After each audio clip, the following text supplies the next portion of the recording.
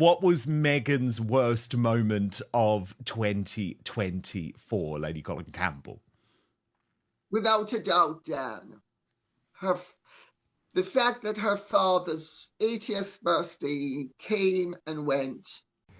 In a world obsessed with image, few figures have mastered media manipulation like Meghan Markle, but not everyone is buying it. Lady Colin Campbell, royal insider and author, isn't holding back.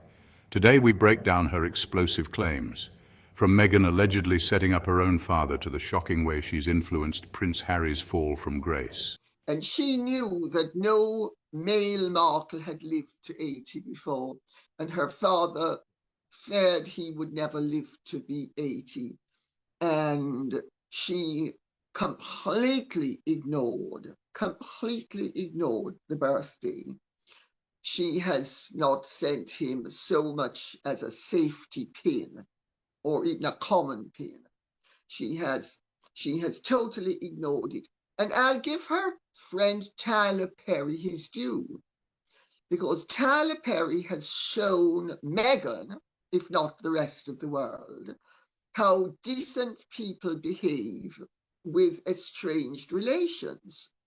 Because Tyler Perry's father, official father, who used to mistreat him when he was growing up, even after Tyler Perry discovered that he's actually not his biological father, he still supports him. He won't speak to him, but he's got him a house, he gives him an income. And so Tyler Perry has shown, when you have been abused by your father, you still honor and respect the relationship. But Meghan hasn't done that. Meghan has taken everything she could from a loving father who literally bankrupted himself so that her dreams would be realized. And she has totally ignored any obligations that she, as a decent human being, would have to her father. And the whole thing, it has been such a stitch-up, as you will know only too well, because, I mean, Thomas Markle Sr. basically believes that he was set up by Meghan from the word go.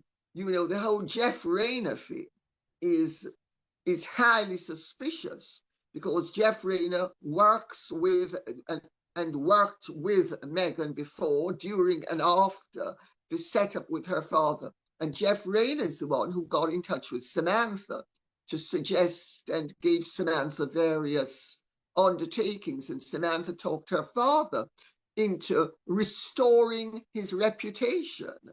And the whole thing was a massive stitch-up and setup. But even if it hadn't been... Grab your tea, because this one's steeped in drama.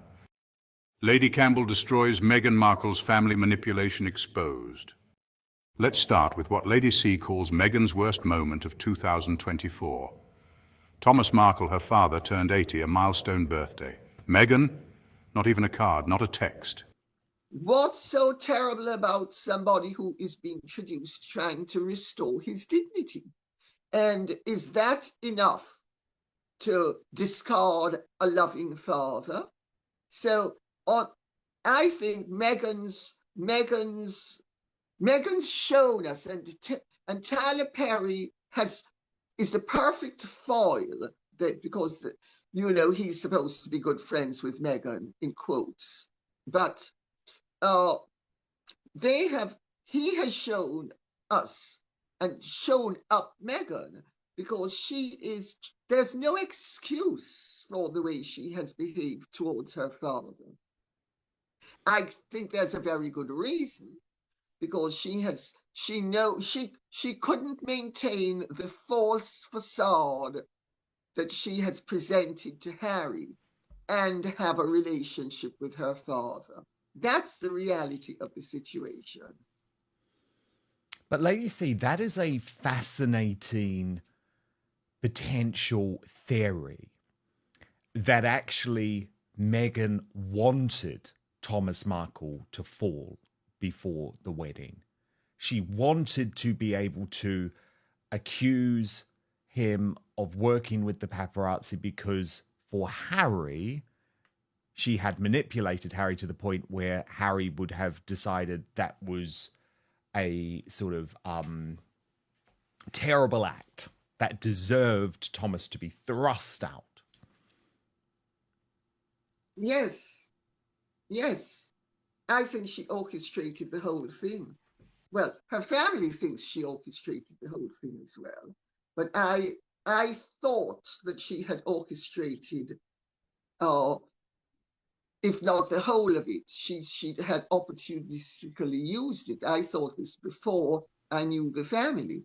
Now that I know the family and know what their thoughts on the matter are, I mean, that degree of manipulativeness and that degree of calculation and that degree of callousness suggests somebody who basically has a heart of stone.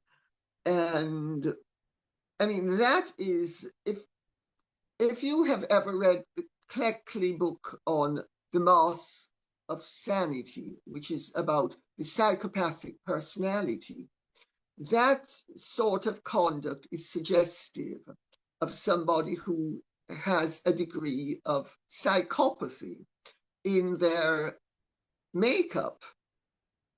Not even a safety pin in the mail, nothing. And remember, no male in the Markle family had ever reached 80 before. Now contrast that with Tyler Perry, Meghan's close friend. Despite having a troubled past with his own father, who isn't even biologically his, he still supports the man financially. That's grace, that's maturity. Meghan, however, according to Lady C, ghosted the man who paid for her education, her apartment, and her future. Why?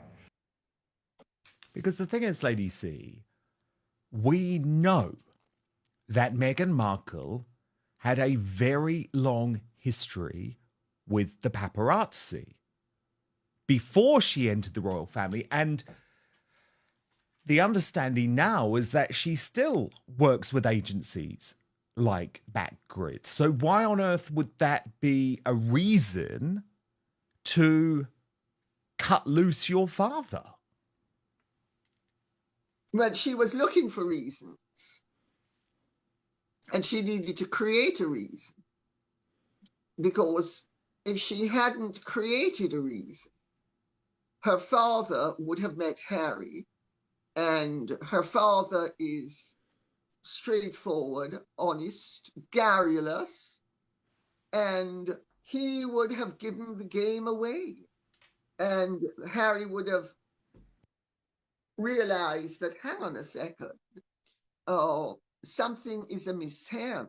This Boadicea, who has fought her way to the top, nobly working in making sodas in soda fountains at the age of 3 weeks old, and taking advantage of grants and blah, blah, blah. All the lies Meghan actually had unmitigated gall to stand up and tell the world in Fiji about how she had striven to achieve and taken advantage of all sorts of opportunities. And when they didn't exist, she found them, and she did grants and jobs and all that, none of which she did, because her father has all the financial records to prove that he's the one who paid for her education from beginning to end. And even after she left university, he helped to pay for her flat, and that nonsense about the car, where the car was never in that condition, and you don't have to, in any event, if a door doesn't work, you don't have to enter through the back, you simply enter through the side door. Her lies don't even make sense. But let's not forget that when I was writing my first Meghan and Harry book, there was a broadcast in January, sorry, where I think it was on ITV with Thomas Markle, and I was phoned up by somebody very close to me is very closely connected to somebody very close to Harry. And so that was one of the conduits that they were using to feed me information in the hope that I would write a positive book about them. And because they knew I was writing the book. And I was phoned up and told that the reason why Meghan couldn't ever reconcile with her father was that he used to interfere with her. And I was outraged on Thomas Markle's behalf. The answer is darker than you think. Lady C doesn't stop with Meghan. She connects these tactics to a wider cultural shift, where traditional families are demonized, where victimhood is power, and where rewriting history is applauded. Meghan isn't just a royal rebel.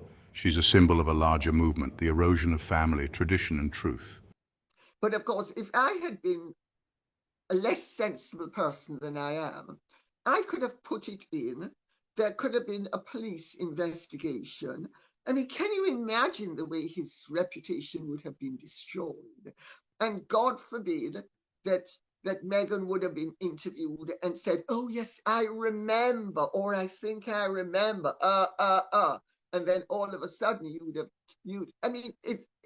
could have gone a totally different way. Instead of which, I simply put in what had happened and said that I didn't believe a word of it. Well, I always thought after that Harry must have believed what Meghan was saying. But then in the Netflix documentary, you could have bowled me over with a feather when Harry said, "But for me, Meghan would have a relationship with her father." That told me then and there that Harry knew that her father had never interfered with her, because why would Harry have destroyed the relationship, Harry's existence?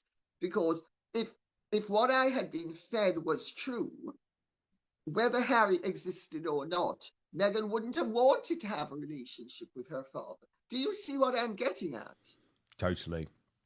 I totally see what you're getting at. And we have to remember, Lady C, that she had published publicly the most glowing tributes to Thomas Markle, including on Father's Day.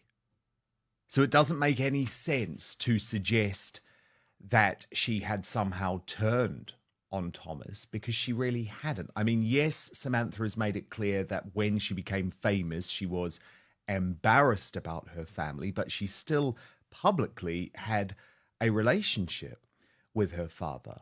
But the thing is, there are just so many lies, aren't there, about Meghan's past, which is why you can't trust anything. I mean, in his book, Andrew Morton also revealed the fact that she had actually been obsessed with Princess Diana and read his book about Princess Diana, was very touched by the funeral, had obviously been to Buckingham Palace, but she managed to convince Harry that she knew absolutely nothing about the royal family and was in the same room as Prince Andrew and didn't even realise who he was.